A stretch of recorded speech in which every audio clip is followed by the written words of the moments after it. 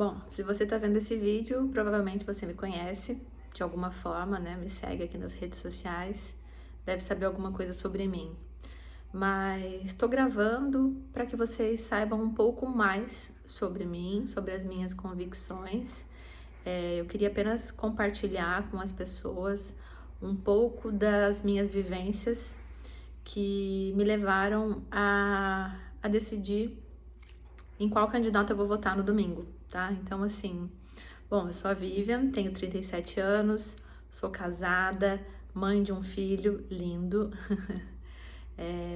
sou professora universitária, estudei bastante, fiz graduação, especialização, mestrado, doutorado, continuo estudando em sala de aula, a gente não para de estudar nunca, acho que mais do que ensinar, a gente aprende o tempo todo, então sou uma eterna estudante. Sou católica, tá? Prezo muito pela minha família, venho de uma família cuja base é excepcional, sei que muitas pessoas invejam, no bom sentido, assim, essa minha referência de família. Meu pai e minha mãe são meus exemplos, são as pessoas que me ensinaram tudo sobre bons princípios e valores, né?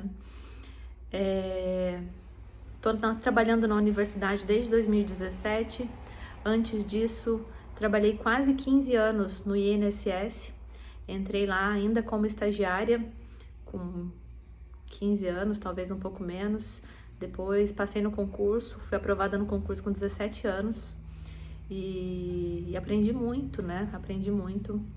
Já morei no Rio Grande do Sul, morei em Brasília, atualmente moro na Bahia, mas sou de São Paulo, nascida e criada em Pindamonhangaba, mas estou na Bahia que já faz 8 anos. E tenho aprendido muito, né, nessa saga toda, em toda essa trajetória, muito das vivências, de trocas, de conversas, não só do aprendizado formal, mas do aprendizado de cotidiano, do aprendizado da percepção sobre a humanidade. Isso me transformou demais, tá? Eu posso dizer que essa minha forma hoje de pensar não é uma transição assim, não foi muito fácil, né? Eu sei que a Vivian de 15 anos atrás era uma Vivian que pensava muito diferente do que eu penso hoje. O Facebook sempre me lembra, inclusive, todo ano ele me lembra de uma postagem que eu fiz, por exemplo, onde eu era contra as cotas raciais em concursos públicos. Isso para mim é muito engraçado, porque depois de tanta vivência, de tanta troca, de tanto aprendizado, hoje eu sou totalmente a favor das cotas em concursos públicos. Já é o primeiro tema controverso, eu sei que nem todo mundo concorda com isso, mas eu também já fui contra, já fui muito contra e aprendi, né? Aprendi mesmo, assim, conversando, vendo pessoas que precisavam das cotas, vendo pessoas que não teriam conseguido nenhuma posição de um mínimo de respeito, assim, se não fosse essas cotas, mas enfim, acho que não é o foco da minha postagem. O que eu queria falar um pouco é sobre política mesmo, né? A gente tá aqui às vésperas do segundo turno, muita tensão, o Brasil totalmente dividido, né? Dividido de uma forma muito ruim, porque eu sinto que de ambas as partes tem muito sentimento negativo, muita carga pesada, tem muita gente detestando o candidato alheio e detestando os apoiadores do candidato alheio. Uma das coisas que me entristece muito quando eu vejo pessoas dizendo que sobre política a gente não discute. Eu discordo totalmente. Eu acho que uma das coisas mais saudáveis de se viver em sociedade é conversar sobre política, é discutir ideias, é amadurecer. Então, é uma pena que muita gente não consiga mais fazer isso. Eu mesmo tenho tido muita dificuldade de tentar me aproximar de algumas pessoas para tentar explicar o porquê do meu voto, né? De certa forma, eu me vejo um pouco conservadora, sim. Eu acho que se eu dissesse o contrário, eu estaria mentindo, né? Toda essa base, né? A preocupação com família é algo que para mim é essencial. A preocupação com o outro é algo que para mim é essencial. Na minha tese de doutorado, eu trabalhei com o tema da cidadania digital e pesquisei sobre pessoas que vivem à margem, né, da tecnologia, pessoas que se esforçam para tentar fazer parte de um grupo social que não é feito para eles. E eu acho que essa preocupação com a minoria, ela tem que ser cada vez mais forte. A gente tem que cada vez mais se preocupar com as minorias e para que todos vivam bem, para que todos consigam os mesmos direitos, para que todos tenham as mesmas oportunidades, né? Bom, vou votar no Lula, tá?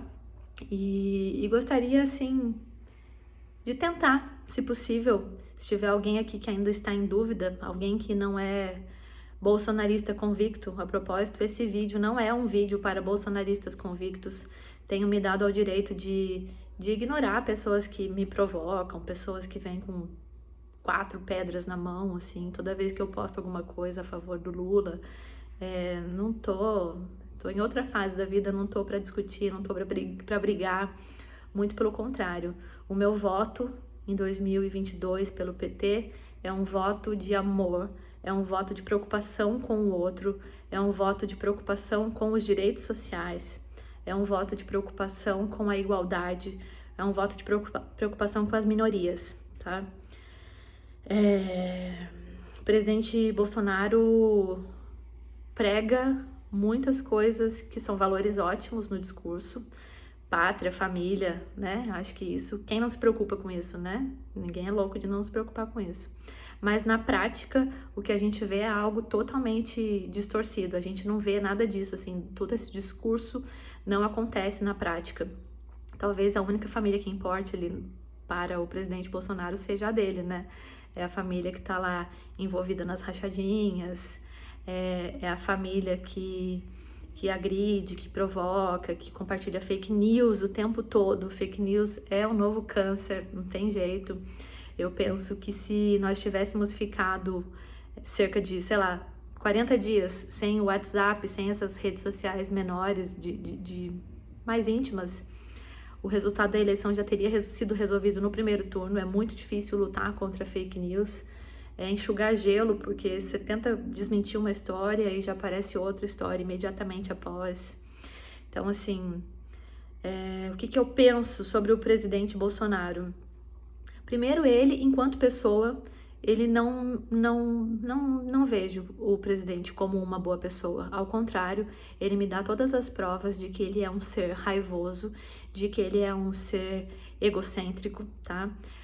O principal ponto dessa minha constatação foi a gestão da pandemia, a forma como ele lidou com as milhares, centenas de milhares de mortes de brasileiros, a forma como ele negligenciou a compra de vacina, a forma como ele ironizou as mortes, ele imitou pessoas com falta de ar, ele disse que ele não era coveiro, enquanto tinha gente todo santo dia, milhares de pessoas nos cemitérios, sofrendo com o luto das pessoas que faleceram. Eu acho que talvez só por isso já teria sido motivo suficiente para eu me convencer a não votar no Bolsonaro.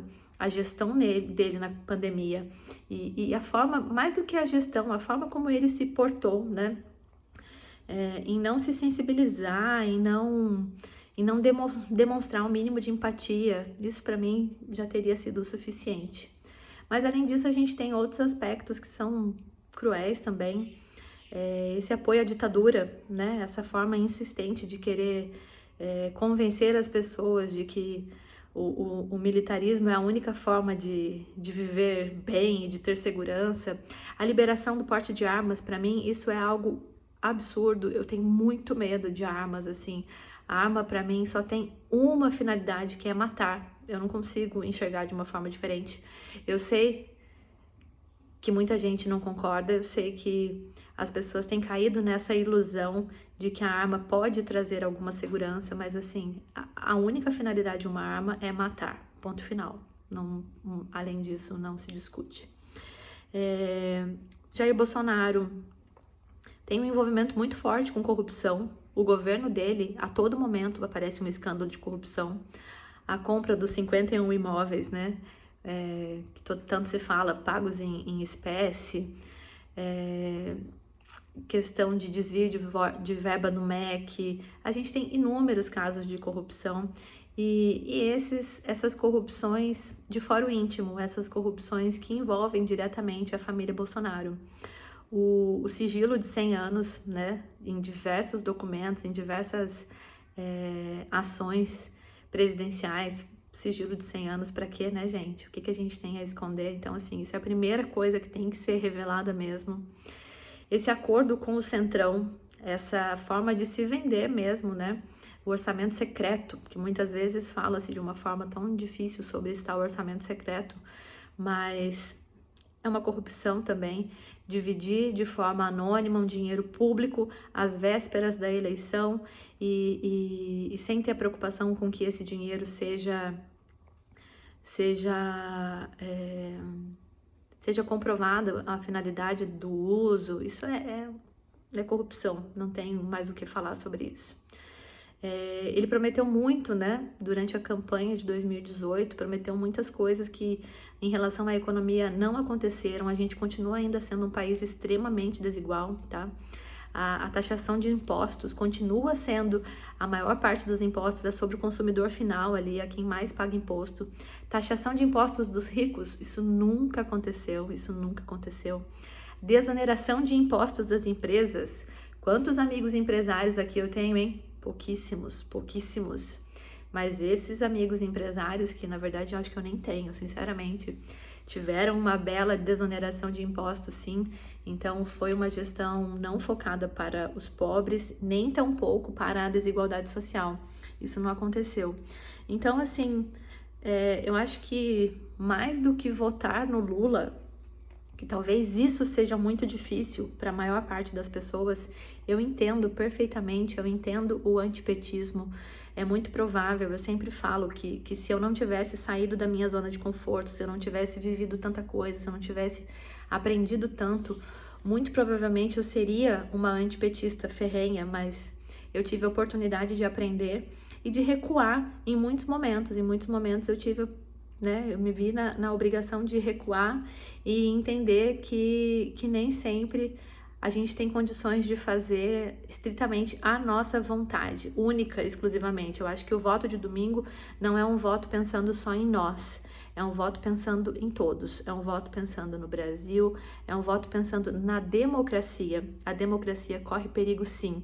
Jair Bolsonaro o tempo todo ameaça as instituições, ele coloca em descrédito as ações do STF, que sempre foram o nosso conforto, né? O STF sempre conseguiu resolver aquilo que não era possível em outras instâncias e hoje ele coloca em descrédito as ações do STF.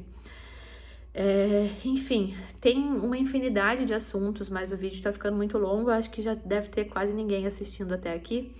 Mas enfim, isso é um pedido, tá? É um pedido. Faça um voto no 13, vote no Lula. Não vote pelo ódio, não vote em alguém tão raivoso, não vote em alguém que não prega, não faz aquilo que ele prega. Não pense que, na verdade, estão colocando novamente o PT no poder. Eu acho que é muito mais do que isso. Obviamente isso vai acontecer, é fato, mas mais do que colocar o PT no poder novamente, é tirar o Jair Bolsonaro do poder. É isso que importa, isso é o mais importante. Jair Bolsonaro é um perigo, não só para a nossa sociedade, não só para o nosso país, mas ele é um perigo para a humanidade. Ele é um ser raivoso, ele é uma pessoa maldosa, ele é uma pessoa que tem enfim... Tem vários vídeos, vários discursos dele, que eu não vou ficar mencionando de um em um, porque acho que não vem ao caso, nem teria espaço para isso, mas assim, faça esse voto por mim, pela sua família, pelas pessoas que estão ao seu redor. Vote no Lula, vote contra o Jair Bolsonaro. É esse o principal voto. Apertar o 13 domingo nas urnas significa votar contra o Jair Bolsonaro. É isso, em síntese, é isso.